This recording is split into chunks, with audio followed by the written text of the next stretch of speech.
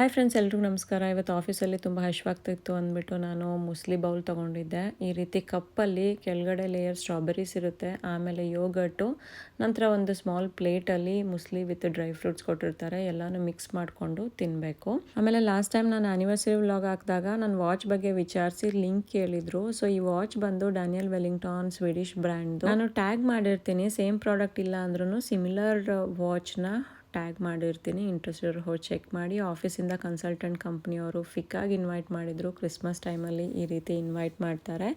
ಆಮೇಲೆ ಇದು ಬಂದು ಕ್ರಿಸ್ಮಸ್ ಡ್ರಿಂಕು ಯುಲ್ಮುಸ್ಟ್ ಅಂತ ಇರುತ್ತೆ. ಆಮೇಲೆ ಈ ಬಿಸ್ಕೆಟ್ಸು ಕೂಡ ಕ್ರಿಸ್ಮಸ್ ಟೈಮಲ್ಲಿ ಫೇಮಸ್ಸು, ಪೆಪ್ಪರ್ ಕಾಕ್ ಅಂತ.